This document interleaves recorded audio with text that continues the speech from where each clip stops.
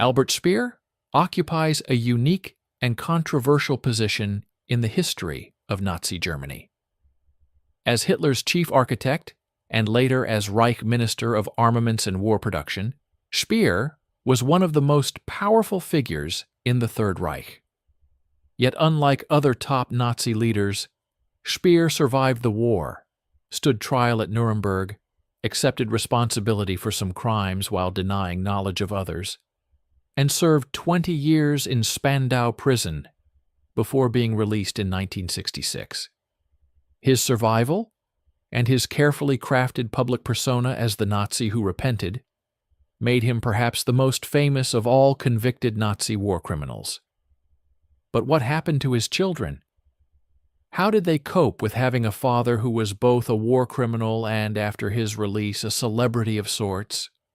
Today, we'll explore the lives of Albert Speer's 6 children, examining how they dealt with their father's legacy, their relationships with him, and the choices they made about acknowledging or distancing themselves from his crimes. This is a story that spans from the privileged childhoods of the Nazi elite through the trauma of their father's imprisonment to their adult struggles with guilt, denial, and the search for truth. Albert Speer married Margaret Weber in 1928, and together they had 6 children over the course of nearly 2 decades. Their first child, also named Albert, but called by the nickname Arnold, was born in 1934. Their daughter Hilda followed in 1936, then Fritz in 1937, Margaret in 1938, Ernst in 1943, and finally their youngest Arnold in 1944. These 6 children grew up in extraordinary circumstances, living in luxury as part of Hitler's inner circle, then experiencing the chaos of Germany's defeat, followed by their father's 20-year absence while he served his prison sentence. Each child responded differently to these experiences and to their father's legacy, and their stories reveal the complex and varied ways that children of perpetrators process their inheritance. During the Nazi period, the Speer family lived in exceptional comfort and privilege.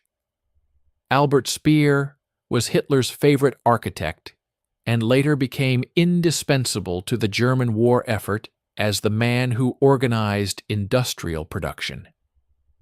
The family lived in a grand house in Berlin's exclusive Schlachtensee district, with servants' cars and all the trappings of elite status. The older Speer children have memories of this period, recalling birthday parties attended by Nazi officials, family outings to Hitler's mountain retreat at Berchtesgaden, and a general atmosphere of wealth and importance. Their father was often absent, consumed by his work for Hitler, but when he was present, he was affectionate and engaged with his children. Their mother Margaret managed the household and tried to maintain some normalcy for the children, despite the extraordinary circumstances. The younger children, Ernst and Arnold, born in 1943 and 1944 respectively, have no real memories of this period, experiencing only the tail end of the war and its immediate aftermath. As the war drew to a close in 1945, the Speer family's privileged world collapsed. Albert Speer was arrested by Allied forces and held for trial as a major war criminal. Margaret was left alone to care for 6 children, ranging in age from 1 to 11, in a Germany that was devastated, occupied, and facing an uncertain future. The family lost their grand house and most of their possessions. They moved multiple times, living in reduced circumstances and dealing with the stigma of being associated with a convicted Nazi war criminal. For the older children, this was a traumatic reversal of fortune. They went from being children of one of the most powerful men in Germany to being outcasts, whose father was being tried for crimes against humanity. The younger children grew up knowing their father only as an imprisoned man they could occasionally visit, never as a free person living with them. The Nuremberg trial, which ran from 1945 to 1946, was a defining moment for the Speer family. Albert Speer chose a unique defense strategy among the major Nazi defendants. Rather than claiming he was just following orders or denying his role in the regime, Speer accepted responsibility for the actions of the Nazi government, while claiming ignorance of the Holocaust. He portrayed himself as an apolitical technocrat who had been seduced by Hitler and had focused on his architectural and industrial work without paying attention to the regime's criminal policies. This defense was partially successful. While Speer was convicted of war crimes and crimes against humanity, particularly for his use of slave labor in armaments production, he was not convicted on the charge of conspiracy to commit crimes against peace, and crucially, he avoided the death sentence. He was sentenced to 20 years' imprisonment in Spandau Prison in Berlin. Speer's defense at Nuremberg and his subsequent writings established a narrative that he spent the rest of his life promoting. That he was the good Nazi, the one who had eventually recognized Hitler's madness, the one who had even tried to assassinate Hitler near the end of the war, the one who took responsibility rather than making excuses. This narrative was compelling and made Speer unique among convicted Nazi leaders. It also created a specific burden for his children. Their father wasn't executed like many Nazi leaders, so they maintained a relationship with him. He wasn't an unrepentant Nazi like many who escaped punishment, so they couldn't simply reject him. Instead, he occupied a morally ambiguous position that each child had to navigate in their own way. During the 20 years of Speer's imprisonment from 1946 to 1966, the children maintained contact with their father through letters and occasional visits. Spandau Prison, which housed 7 convicted Nazi war criminals after Nuremberg, had strict rules about visitation. The children could only see their father briefly and under guard. These visits were often strained and emotional.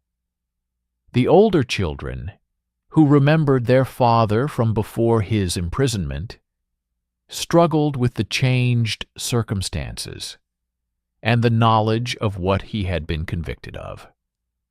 The younger children, particularly Ernst and Arnold, grew up with a father who was essentially absent, someone they knew primarily through letters and rare visits, rather than as a living presence in their daily lives. Margaret Speer remained loyal to her husband throughout his imprisonment, managing the family's affairs, raising the children, and working to maintain some connection between the imprisoned father and his growing children. Albert Speer used his time in prison productively, at least from his perspective. He read extensively, learned new languages, and most importantly, he wrote. His prison writings would later become best-selling books that made him wealthy and famous after his release. He kept detailed journals, wrote memoirs, and corresponded extensively with his family and with supporters outside the prison. This writing allowed him to continue crafting his public image as the repentant Nazi, the man who had served Hitler but had eventually seen the error of his ways. His children read these letters and were exposed to their father's carefully constructed narrative about his role in the Third Reich. This version of events, emphasizing his late-war disillusionment with Hitler and minimizing his knowledge of the Holocaust, became the family's official story, at least initially. Speer was released from Spandau Prison in 1966, having served his full 20-year sentence. His release was international news, covered by media around the world. At age 61, Speer emerged from prison to find a very different Germany than the one he had left. The Federal Republic of Germany was a prosperous democracy, the Holocaust was widely known and condemned, and the Nazi period was treated as a source of national shame, rather than anything to be celebrated. Speer's children, now adults ranging in age from 22 to 32, had to adjust to having their father return to their lives. The reunion was complex and emotionally difficult. Speer had missed 2 decades of their lives, all their important milestones from adolescence through early adulthood. He was essentially a stranger to them, albeit one they had corresponded with and occasionally visited. After his release, Speer embarked on a remarkable second career as an author and public intellectual. His memoir, Inside the Third Reich, published in 1969, became an international bestseller, translated into numerous languages and selling millions of copies. The book presented Speer's version of events, his relationship with Hitler, his role in the Nazi government, and his gradual disillusionment with the regime. It was praised by many reviewers and historians, though some critics argued it was self-serving and dishonest about key matters, particularly regarding his knowledge of the Holocaust. The book made Speer wealthy and famous. He gave interviews, appeared on television, and became perhaps the most prominent voice providing insider testimony about Hitler and the Nazi leadership. This public role created new complications for his children, who now had to deal with a father who was not just a former Nazi, but a celebrity, whose version of the Nazi past was being widely disseminated and debated. The Speer children's responses to their father and his legacy varied significantly. The oldest son, Albert Jr., called Arnold, became an architect like his father and grandfather. He maintained a relatively close relationship with his father after the prison release, and largely accepted his father's narrative about the Nazi period. Arnold worked to preserve his father's architectural legacy and gave interviews defending his father's reputation. He argued that his father had been a gifted architect and administrator who had been caught up in terrible events, but had ultimately recognized his errors and tried to make amends. Arnold's approach represented one end of the spectrum of responses, maintaining loyalty to the father and accepting his version of events. Hilda, the oldest daughter, married and lived a relatively quiet life. She maintained contact with her father, but was less public about defending him than her brother Arnold. She focused on her own family and career and avoided involvement in controversies about her father's legacy. Hilda represented a middle position, neither completely rejecting her father nor actively working to rehabilitate his reputation, simply trying to live her own life while acknowledging the complicated family history. Fritz, the third child, had a more troubled relationship with his father. As he grew older and learned more about the Nazi period and the Holocaust, Fritz began to question his father's narrative. He read historical works that contradicted his father's claims about not knowing about the Holocaust. He struggled with the realization that his father had been more complicit in Nazi crimes than the carefully crafted public image suggested. Fritz eventually distanced himself somewhat from his father, though he never completely broke off contact. His response represented growing doubts within the family about the truthfulness of Albert Speer's account of his Nazi-era activities. Margaret, the fourth child, also maintained a relationship with her father, but questioned aspects of his story. She supported him emotionally, but privately expressed doubts about some of his claims, particularly regarding his knowledge of the final solution. Margaret's position was complex, reflecting love for her father as a person while struggling with the historical evidence of his crimes. The two youngest children, Ernst and Arnold, born in 1943 and 1944, had the least memory of their father before his imprisonment. They grew up with him as an absent figure and then had to build a relationship with him after his release when they were young adults. Ernst became particularly close to his father after the release and worked with him on various projects. Arnold, the youngest, also maintained contact, but pursued his own career and life, separate from his father's fame and notoriety. A crucial development in understanding what happened to the Speer children occurred decades after their father's death. Albert Speer died in 1981 in London while visiting his mistress, a scandal that revealed he had been leading a double life and had been unfaithful to their mother for years. After his death, historians gained access to new documents and evidence that contradicted many of Speer's claims about his Nazi-era activities. Research showed that Speer had almost certainly known about the Holocaust, that he had been directly responsible for policies that caused the deaths of thousands of slave laborers, and that his supposed assassination plot against Hitler was either fabricated or greatly exaggerated. These revelations forced the Speer children to confront uncomfortable truths about their father that challenged the narrative they had been given. The most dramatic reckoning with this legacy came from Albert Speer Jr., the oldest son, Arnold.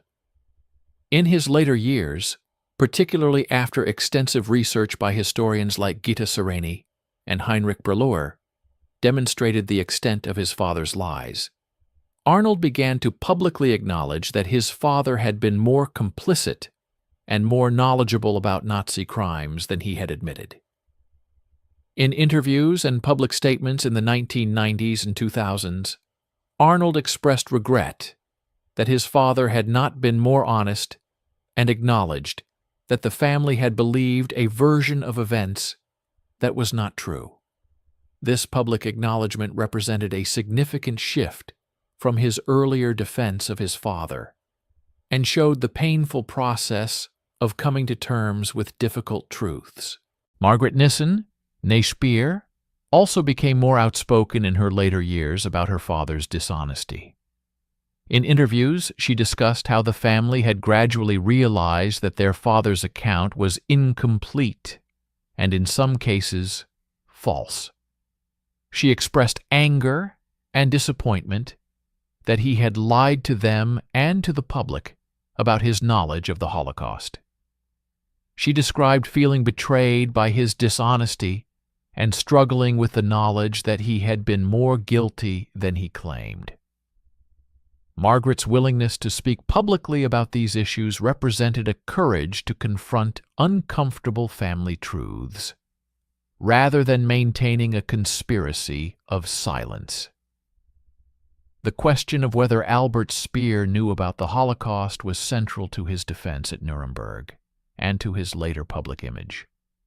He consistently claimed that while he bore responsibility for the actions of the Nazi government as a senior official, he personally had not known about the systematic murder of Jews. He said he had been too focused on armaments production to pay attention to other policies, and that when he finally learned about the crimes near the end of the war, he was horrified. This claim was crucial to his image as the repentant Nazi and distinguished him from other Nazi leaders who were more obviously implicated in the final solution. However, evidence that emerged after his death made this claim increasingly untenable. Historical research demonstrated that Speer attended meetings where the treatment of Jews was discussed, that he was present at events where deportations were mentioned, that his ministry was directly involved in clearing Jewish workers from armaments factories to send them to death camps, and that he had visited concentration camps where conditions made the murderous intent obvious. He had received memos and reports that referenced the final solution. The evidence strongly suggested that Speer knew about the Holocaust and chose to look the other way while continuing his work for the regime. His children had to confront this evidence and decide whether to continue defending their father's version of events or acknowledge the historical record. The documentary Der Architekt, made by Heinrich Breuer and released in 2005, had a significant impact on the Speer family's public reckoning with their father's past. The documentary presented extensive evidence of Speer's knowledge of the Holocaust and his complicity in Nazi crimes. It included interviews with historians, archival footage, and dramatically reenacted scenes. Breuer interviewed several of the Speer children for the documentary, and their participation demonstrated a willingness to engage with difficult truths. The documentary was controversial and sparked renewed debate about Speer's legacy, but it also represented a moment of greater honesty about what he had actually done and known. The different responses of the Speer children to their father's legacy reflect broader patterns observed among children of Nazi perpetrators. Some children maintain loyalty and defend their parents, either out of love, denial, or genuine belief in their parents' version of events. Others completely reject their parents and their actions, sometimes changing their names or refusing all contact.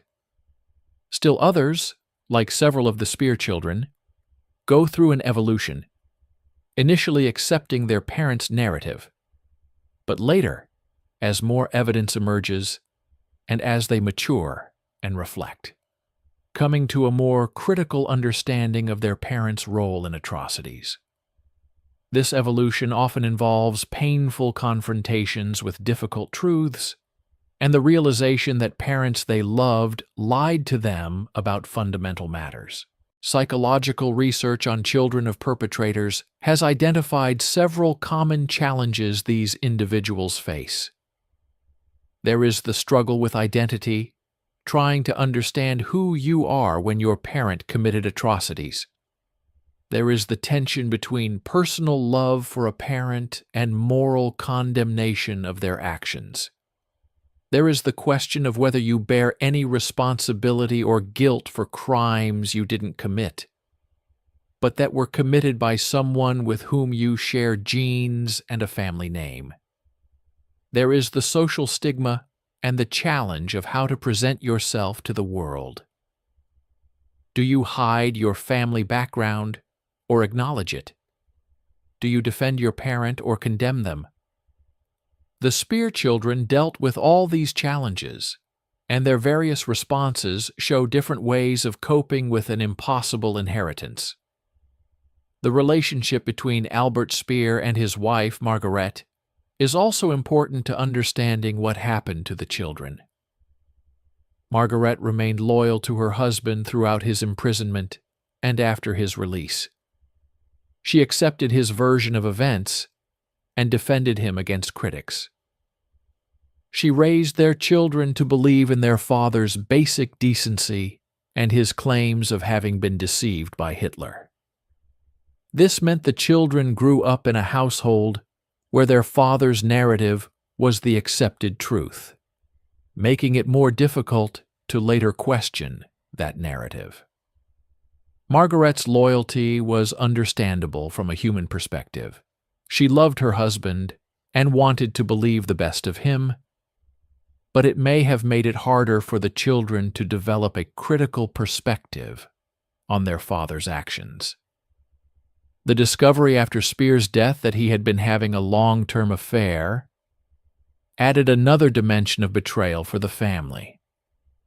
His mistress was a German woman living in London, whom he had been visiting regularly, telling his family he was traveling for business or book research. The children learned that their father, who had presented himself as a devoted family man, who deeply regretted missing 20 years of family life due to his imprisonment, had actually been carrying on a secret relationship and deceiving them yet again. This personal betrayal compounded the larger betrayal of his dishonesty about his Nazi past, making it clear that deception was a pattern in his life, not just something related to his Nuremberg defense. The financial aspect of the Speer legacy is also worth noting. After his release from prison, Albert Speer became wealthy from his books and interviews. His children benefited from this wealth, which created a moral complexity. They were living off money earned from their father's writings about his time serving Hitler and his experiences in the Nazi government. Some critics argued that Speer and his family were profiting from his crimes, turning his role in the Holocaust into a lucrative publishing career. The children had to grapple with this ethical dimension, the fact that their material comfort was derived from their father's willingness to monetize his Nazi past. Several of the Speer children pursued careers entirely separate from their father's notoriety. They worked in various fields, raised families, and tried to live normal lives despite their extraordinary family history. This desire for normalcy and privacy is understandable, and represented a way of coping with the burden of their name. Unlike their father, who sought publicity and fame after his release, most of his children preferred to stay out of the spotlight and live quietly. This represented a form of rejecting the celebrity that their father cultivated around his Nazi past. The question of how much Albert Speer told his children about his Nazi activities during their private conversations remains somewhat unclear. In his letters from prison and in conversations after his release, did he tell them the full truth? Or did he maintain the sanitized version he presented publicly? Based on interviews with the children, it appears he largely stuck to his public narrative even in private, maintaining that he had not known about the Holocaust, and portraying himself as having been manipulated by Hitler. This meant his children were receiving a false version of events directly from their father, making it a more intimate betrayal when they later learned he had been lying. The extended Speer family also had to deal with Albert's legacy. His siblings, his wife's family, and the wider network of relatives all bore the Speer name and its associations. Some changed their names or distanced themselves from the connection. Others accepted it as an unfortunate but unavoidable part of their family history.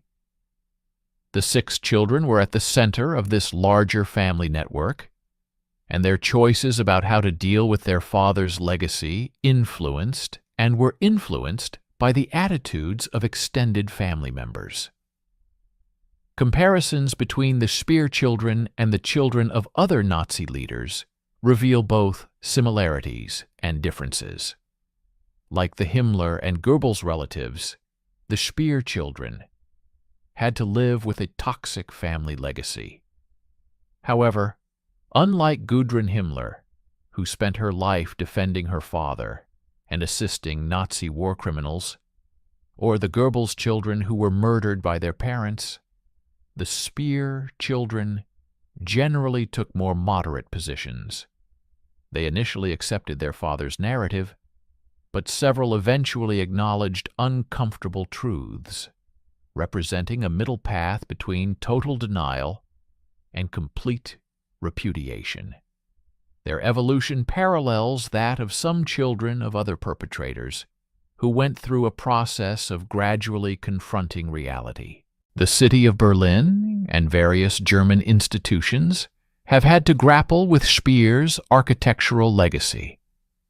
Some of his buildings still stand and are used today, creating questions about how to deal with structures designed by a convicted war criminal. The Speer children have occasionally been consulted about questions related to their father's architectural work, putting them in the position of representing his professional legacy while also acknowledging his crimes. This dual legacy, as both a talented architect and a war criminal, has created practical and ethical dilemmas for public institutions and for the family.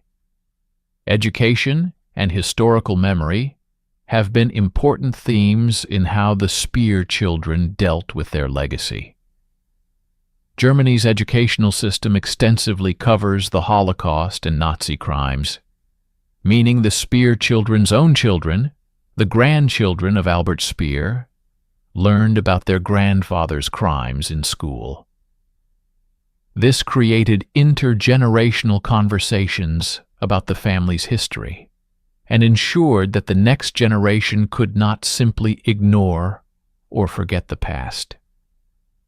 Some of the Speer grandchildren have spoken about the experience of learning about their family history in the classroom and having to confront what their grandfather did.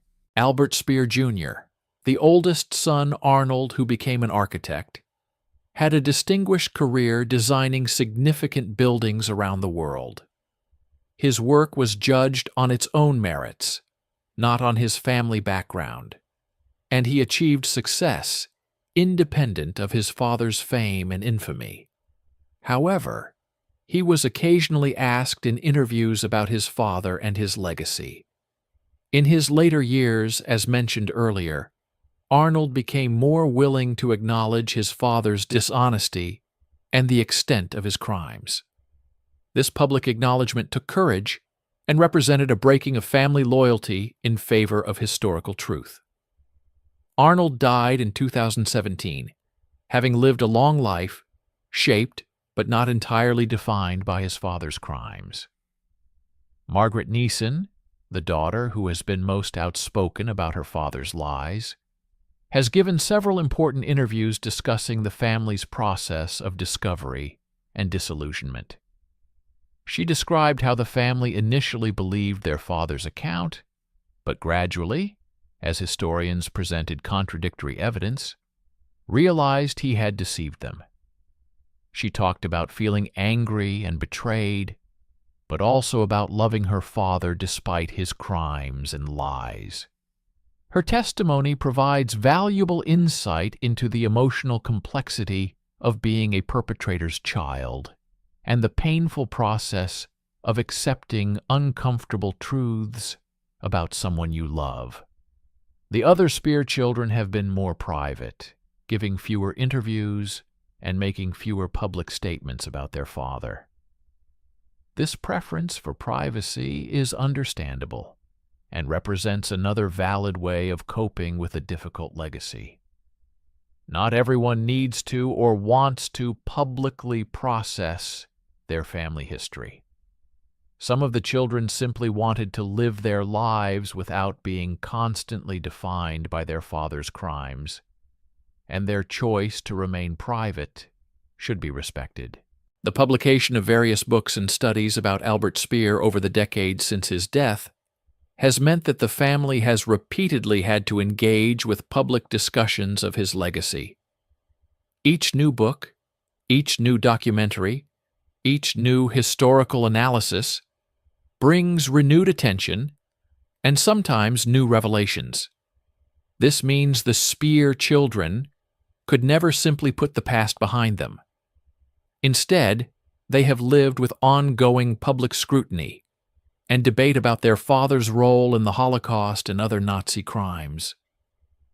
This constant reopening of painful history is a particular burden that children of famous perpetrators bear. What happened to Albert Speer's children after World War II is ultimately a story about the long reach of historical crimes, how atrocities committed by one generation affect subsequent generations in profound and lasting ways. The 6 Speer children experienced privilege and then poverty, had a father present and then absent and then present again.